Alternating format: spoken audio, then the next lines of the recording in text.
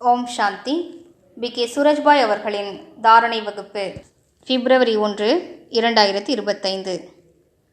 பிரபுவினை சந்திக்கும் நாள் நம் அனைவருக்கும் விசேஷமான சக்தியினை வழங்கும் நாளாகும். அவரது வரங்களால் சுயத்தினை நிரப்பிக்கொள்ளும் நாளாகும். அவரது வருகையை உணர்த்தும் நாளாகும்.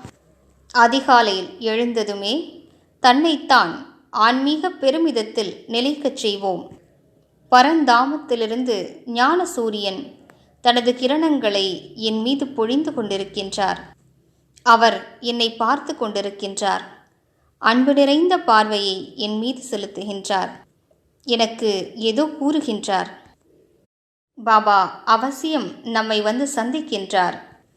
சிலர் என்ன நினைக்கிறார்கள் என்றால், பாபாவோ சாக்காரத்தில் வருவதில்லை, மதுபன் சாந்திவனத்திற்கு சென்று என்ன செய்ய போகிறோம் என்று நினைக்கிறார்கள். ஒரு விதத்தில் இது சரிதான் என்றாலும் அன்றைய நாளில் பாபாவின் வருகை அவசியம் ஏற்படுகிறது.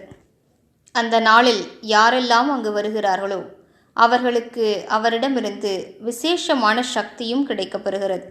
யார் அங்கே சென்று என்ன செய்ய போகிறோம் என்று பலவீனமாக சிந்திக்கிறார்களோ அவர்கள் இந்த விசேஷமான சக்தியிலிருந்து வஞ்சிக்கப்படுகிறார்கள். நாம் அனைவரும் இதில் கவனம் வைக்க வேண்டும்.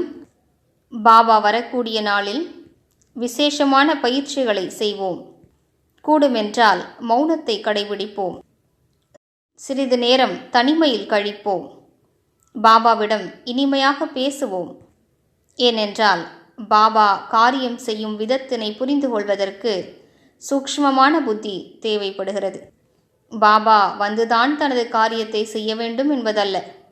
அவர் மேலே இருந்தபடி தனது மீதமுள்ள காரியத்தை செய்வித்து கொண்டிருக்கின்றார்.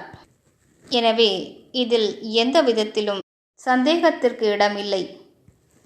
யார் மதுபனிற்கு வருகிறார்களோ அவர்களுக்கு நல்வரவு. யார் வருவதில்லையோ அவர்கள் அங்கே இருந்தபடி பாபாவை ஆவாகனம் செய்து கொண்டே இருங்கள். இங்கே வருபவர்களும் பாபாவை அழையுங்கள்.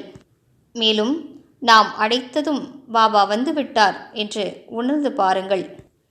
அவர் வருகிறார் என்றால் யாரோ மனிதரின் உடலில் வருவதில்லை, சூக்ஷ்மமாக அவர் வருகின்றார். ஃபரிஷ்தா ரூபத்தில் நம் முன்னிலையில் வந்து விடுகிறார். எனவே முழு நாளும் நாம் இதனை நன்றாக பயிற்சி செய்வோம். மேலும் ஏதாவது விசேஷமான லட்சியத்தை வைப்போம். உதாரணத்திற்கு, இன்று பாபா என்ன கூறுவாரோ அதில் முக்கியமான ஒரு விஷயத்தையாவது நான் முழுவதுமாக கடைபிடிப்பேன். அது தாரணைக்கான விஷயமாக இருக்கலாம், அல்லது ஏதோ பயிற்சி செய்வதற்கான விஷயமாக இருக்கலாம். பாபா வரக்கூடிய அந்த நேரத்திற்கு முக்கியத்துவம் அளிப்போம். நான் நடந்து திரிந்தபடி வேலைகளை செய்தபடி பாபாவின் முரளி கேட்டுக்கொள்கிறேன் என்று கூறக்கூடாது. வெறும் முரளி கேட்பது சாதாரணமான விஷயமாகும். நாம் நேரத்தை ஒதுக்கி நல்ல தவம் செய்து நல்ல மனநிலையில் நிலைத்திருந்து முரளி கேட்க வேண்டும். நல்ல பயிற்சிகளை மேற்கொள்வோம். உதாரணத்திற்கு, பாபா மேலிருந்து கிரணங்களை என் மீது பொழிந்து கொண்டிருக்கின்றார். எனக்கு வரங்களை வழங்கி கொண்டிருக்கிறார். கீழே இருந்து அவரது மகா வாக்கியங்களை நான் கேட்டுக்கொண்டிருக்கிறேன்.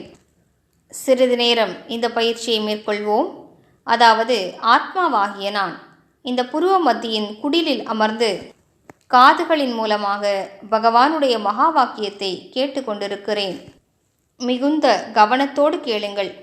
அப்போது அந்த பாபாவை சந்திக்கும் நேரமானது உங்களை ஆன்மீக சக்தியினால் நிரப்பிவிடும். சில விஷயங்களை நோட் செய்து கொள்ளுங்கள். பாபாவின் முரளியிலிருந்து இந்த விஷயத்தை இன்று நான் தாரணை செய்தாக வேண்டும். அடுத்த முரளி வரும் வரையிலும் இன்று நோட் செய்த விஷயங்களை பயிற்சி செய்து கொண்டே இருப்போம். அப்போது நமக்கு சக்தி கொடுக்கக்கூடிய இந்த ஈஸ்வரிய மகா வாக்கியங்கள் வரங்களாக மாறிவிடும். நல்ல நிலையிலிருந்து முரளி கேட்போமானால் அந்த தருணத்திலேயே நல்ல ஆன்மீக சக்தியை அனுபவம் செய்யலாம். பலரும் அவ்வாறு அன்றைய நாளில் நன்றாக பாபாவின் வருகையை அனுபவம் செய்கிறார்கள். பலருடைய ஒருமித்த கருத்து என்னவென்றால், நாம் வெறும் தொலைக்காட்சியில் பாபாவை பார்க்கிறோம் என்பதல்ல, முன்னிலையில் நேரடியாக அவரை கண்டோம், அவரோடு சந்திப்பை கொண்டாடினோம் என்கிறார்கள்.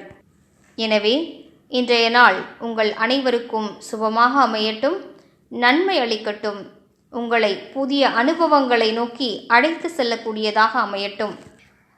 இதுவே உங்கள் அனைவருக்காக எமது சுப பாவனைகள். ஓம் சாந்தி.